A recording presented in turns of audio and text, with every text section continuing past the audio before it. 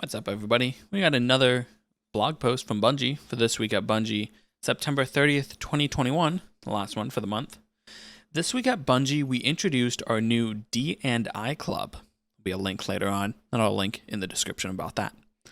The TWAB must go on. We are deep into Season of the Lost now. New secrets are unfolding in the Shattered Realm each week, and the plot is thickening up real nice. We don't want to spoil anything here, but make sure you are keeping up with seasonal quests and give Crow a hug for us. This week, the Iron Banner rages on.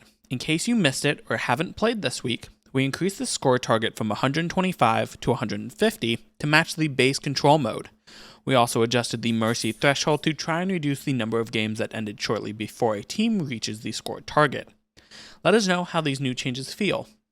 With Iron Banner being live this weekend, we are giving Trials the weekend off, but we wanted to give one more update on how Week 3 went. Clinical Trials Debrief. Last weekend was the third weekend of our ongoing Test and Learn. The two big changes this week were running the Trials Labs Capture Zone mode and tweaking the Flawless Pool to enable Sunday morning at 10 a.m. Here are some updates on what the data looked like in Week 3. Solo win rate remained high at 27%, solo blowout rate was 37% prior to enabling the Flawless Pool and dropped below 30% after. These are all consistent with Week 2. Non-competitive matches 5-0, 5-1 were at 55% on Friday, Saturday, and dropped to 51% Sunday through Monday. Very consistent overall with Week 2. We saw solid sub-50 second matchmaking times all weekend, aside from early in-card matchmaking protection causing a slight rise up to 75 seconds during the middle of the night in North America on Sunday and Monday. Overall, we had 667,000 players participating in labs, down from 33K from Week 2, with 220,000 players going flawless. We had 100,000 fewer matches played overall, which roughly the same average matches per player. One dataset that is particularly informative is average players played by skill.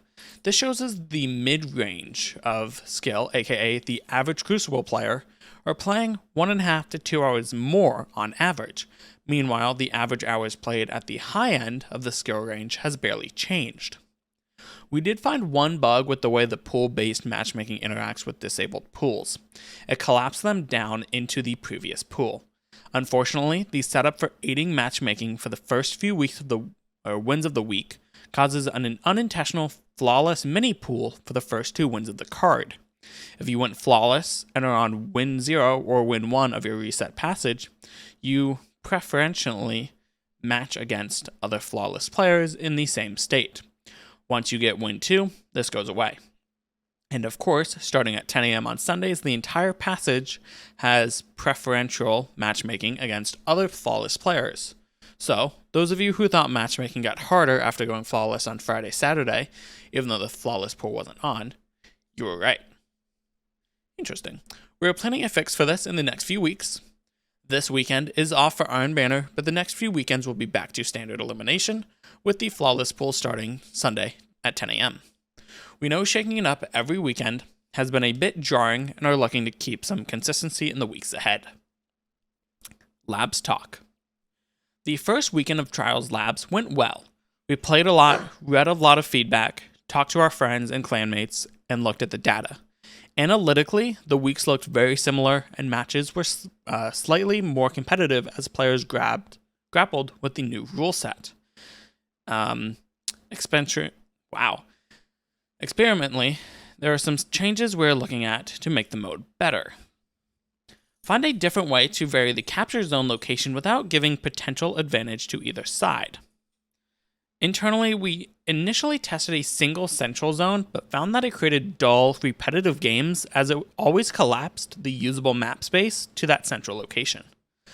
The current method uses the central tiebreaker position as center and AC positions from control during advantage rounds. We use those points to get the mode into testing quicker, but unfortunately that had the side effect of giving one side an advantage. We like the dynamism that created when we play tested internally, and that might be good mechanics in less competitive modes. But we heard you loud and clear. That significant of an advantage is too much for Trials of Osiris. We're looking at authoring additional neutral capture locations in a few maps to support further labs this season. We may still play around with a milder advantage position to use in extreme cases depending on the map. But we want to make sure we have at least 3 neutral locations. Remove the gain super energy on capture from the capture zone. This, specifically after an elimination, leads to more snowballing.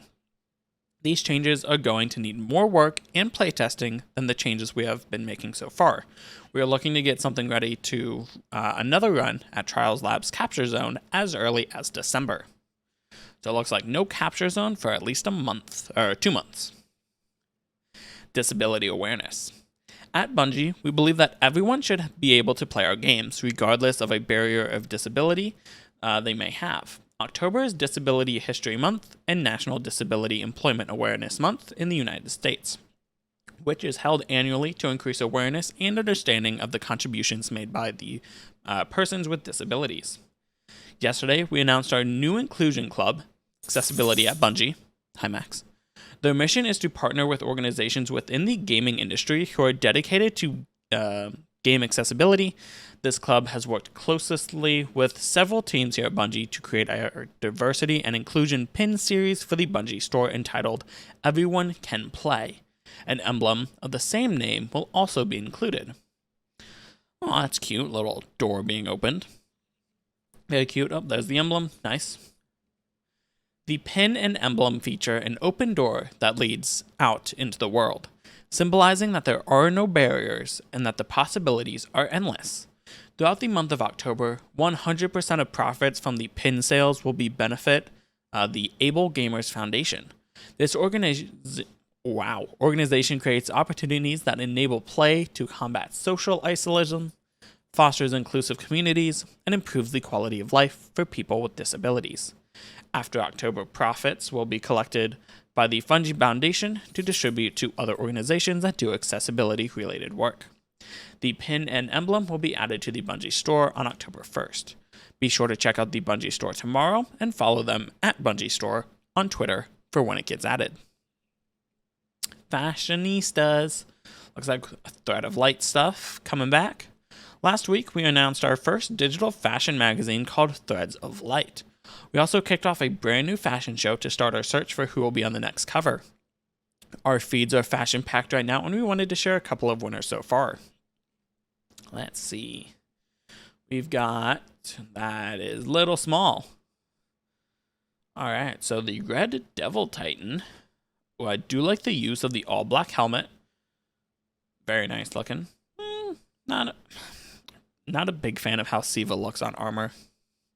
But it is what it is. Very Dawning-esque. Looks very good, though. Honestly, not a fan of the helmet. Everything else, kind of you have white everywhere, but then you have an odd amount of brown. And it's Callus selected, so you think it'd be gold? Very interesting. Ooh, that looks good. That looks really good. The Descendant Vex Chrome. Ooh. That looks so nice. Wow. All right, we've got another Hunter. That's, I feel, kind of average for myself. Purple shining on that does look very good. And some Solstice stuff. Not terrible. Kind of more Iron Banner-esque is what I definitely get vibes from that about. Standard black and red. Wow, somebody using Apotheosis Veil. They did that very, very well, I will say, matching it with everything. That is one of the harder exotics to work with. It's a video, I'm not going to watch that. But all these posts will be receiving an emblem, but we still haven't chosen the Hunter, Warlock, and Titan that will grace the cover of the next edition of Threads of Light. It's not too late to throw your fancy hat into the ring. You have until the end of today, that is September 30th, 2021, to post your Guardian's appearance page with hashtag Threads of Light to be eligible to win. GM time. Next week, Grandmaster difficulty unlocks for Nightfalls. First up this season, you'll be going into the Hollowed Lair to face off against the Fanatic and his Horde of Scorn. Be careful, Dead Thing, as the Scorn have recently discovered new ways to wield stasis. Things might get a little icy out there. If this is your first go in the realm of Grandmaster difficulty, the power bar is set high for this aspirational activity. Make sure you have those numbers pumped up to 1345 to get started. Trying to catch up? Snag some bounties, complete your seasonal challenges, and earn as many pinnacle-powered rewards as you can. Iron Banner is all the rage this week, so make sure to complete all 4 pinnacle bounties before Lord Saladman packs up shop. Later in the season, we'll be making some changes to Grandmasters and their accessibility. We mentioned these changes in a previous TWAB, and upon rereading them, some of the bullets, we realized it may have looked like these changes were going live in tandem with Grandmasters becoming available this season. Apologies if we have caused any confusion, but the following changes are coming in an update currently planned for December. I read this earlier and I'm still confused by it. All honesty, it's confusing. Here's a quick recap of what's coming. The Grandmaster catch-up node will become available at the same time Grandmaster difficulty is available, so long as you have the Conqueror title but have not yet gilded it this season. Grandmasters will have already gone live by the time this change comes later in the season, but the catch-up node will be available when Grandmasters first start in seasons going forward. Each Grandmaster Nightfall will be available if the fireteam leader has not completed the Gilding Triumph for that strike during the season. In other words, you may play each featured strike for a season to earn your gilded title. Once you've gilded your title, the catch-up node will no longer be available. I still don't like that idea. I don't even do Grandmasters, but not a good idea. In terms of loot, there aren't any major changes happening. Completing Grandmaster Nightfalls gives you the chance to earn adept variants of Nightfall-specific weapons, such as the Palindrome Hand Cannon or the newly released Hothead Rocket Launcher. Players may also earn enhancement cores, prisms, and ascendant shards for their efforts. We recently made a change where adept weapon mods for impact, charge time, blast radius, and projectile speed can now be acquired from Grandmaster Nightfalls in addition to Trials of Osiris and raids. Good luck out there, Guardians. Fire team up and take on the darkness. Don't feel shame if you need some guidance, mind you. There are plenty of creators throughout our community that are eager to provide tips, tricks, and in-depth guides to help you on your way to the Conqueror title. Wake me up when September ends. That's not how that goes, but that's how it goes for me. Now we turn it over to our trusted experts on the player support team with an important update on the state of the live game. This is the report. Earlier this week, many Bungie names that players have been using since Season of the Lost began were removed and changed to Guardian. This change occurred due to players attempting to bypass our filters and code of conduct. The players will be available to change their Bungie names sometime later in the season. Here are a couple known issues. We're aware of player reports claiming that Nothing Manacles isn't working as intended. This is under investigation. Players having issues unlocking an entry in the Ripple's lorebook may need to wait in the Helm until the entry unlocks. Step 43 out of 53 of the Wayfinder's Voyage quests continuously points players to the portal regardless of what side they are on. To complete this step, players should make their way to Savathun's location. If players abandon Wayfinder's Voyage on step 19 out of 53, they are unable to complete it when they reacquire it. Well, that sucks.